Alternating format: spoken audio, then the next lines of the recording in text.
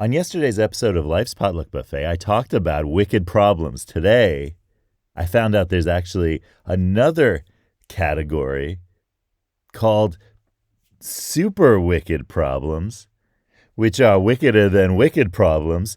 So today, I'm going to talk a little bit about super wicked problems and also about a topic you might want to find out about. What's the catch? Well, you're going to have to listen to find out. I'm John Paulus. Thanks for joining me. Okay, so first, super wicked problems. There are 4 more elements to add to the 10 yesterday for wicked problems. This is exciting. There are 4 more elements for super wicked problems. And these 4 new characterizations were added in 2012 by Kelly Levin et al. In a publication entitled Overcoming the Tragedy of Super Wicked Problems, Constraining Our Future Selves to Ameliorate Global Climate Change. And so global climate change was their super wicked problem for which they had to add 4 new features, as they called them, which make this a tragedy. Even in Greek tragic terms, it works. So that's really, really interesting. So here we go. I'm going to give you the 4 new elements that they added of a problem that creates and characterizes a super wicked problem. And those elements are: 1, time is running out. 2, those who cause the problem are the ones who are looking for the solution. 3, the central authority needed to address the problem is either weak or non-existent. And 4, policy responses discount the future, the very thing that they're supposed to take into account, and that's a kind of irrationality. So those are the 4 elements that add to wicked problems to make them super wicked problems. So think about that. Yesterday we were trying to say, is life a wicked problem? Yes. And I think if you look at the 4 added elements, it turns out that life is also a super wicked problem. That makes a lot of sense because the very people who are causing the problem of our individual lives, i.e. us, we are the ones trying to solve the problems of our individual lives. So that's one element. Obviously, the future, not discounting the future for the present.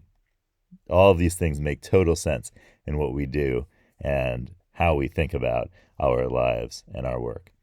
So as I was delving into super wicked problems, I ran into another kind of interesting dilemma, and that is the catch-22. Have you heard the phrase catch-22?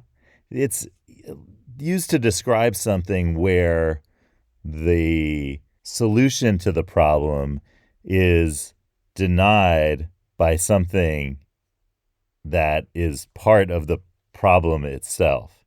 The name Catch-22 comes from the title of a novel by Joseph Heller, a U.S.-American author.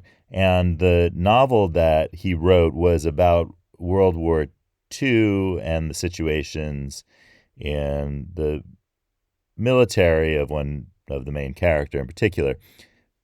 But the catch-22 there had to do with flying missions, in a fighter plane, because if you flew those missions, you were deemed to be insane or crazy because they were very likely to end in death.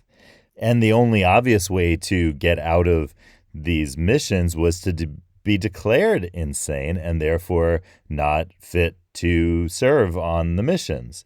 But if you were sane enough to realize that the missions were insane, then you were deemed not insane and told to fly the mission because you weren't actually crazy.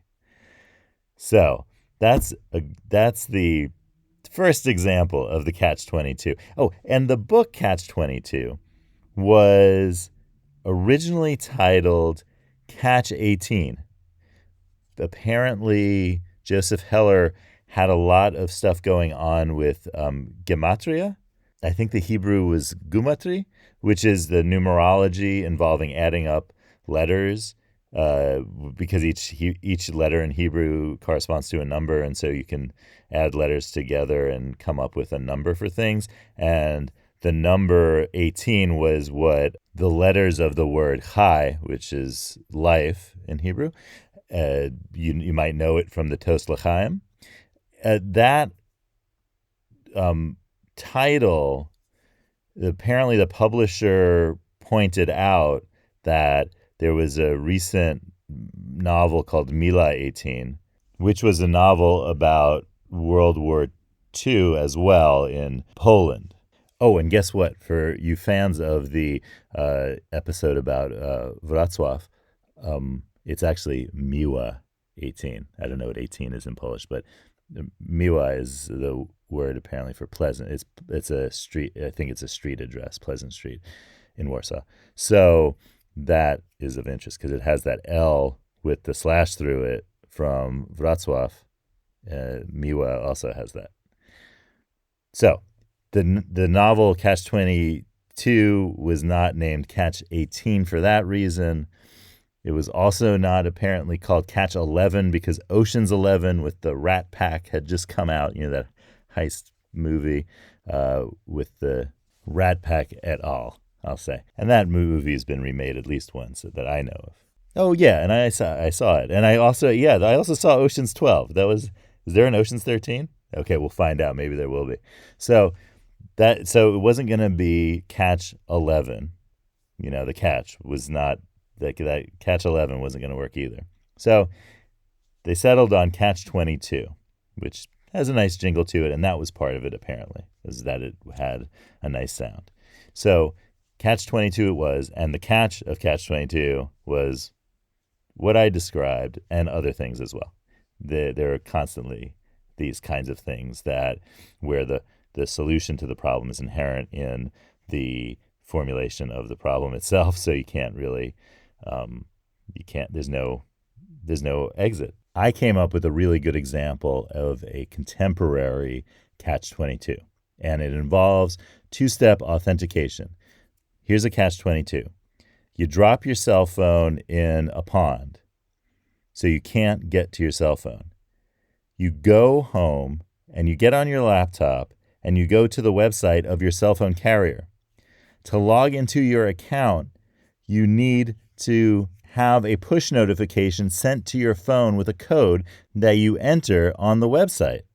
So you can't solve your problem of getting your phone account set up or rectified or logging into it because your phone is in the lake. And so this push notification, well, it probably doesn't even reach your phone. Or maybe there's a bass or a catfish that can, swipe tap the check mark to let you log into your account. But outside of that, there's no way that you're going to be able to log into your account because the two-step notification requires that you have something that is the problem in the first place that you're trying to solve is the problem of the phone that you dumped into the pond.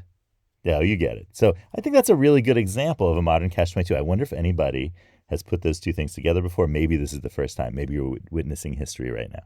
So a very small history, not very important history in the world, but nonetheless making history every day on Life's Potluck Buffet. And I said I wasn't going to rhyme, and I just rhymed. Okay, so let's see what card we're going to name our new Catch-22s based on the Life's Potluck Buffet card deck. So I'm going to say yellow lemons, blue dumplings, magenta noodles. Cards tell us some things. I like the new order that I did with the blue dumplings coming first. All right. And here we go. I'll press them in. And we'll see what it's one of these. All right, here we go. Better not be Catch-28, Passions Over Hobbies. Oh, it's Catch-33.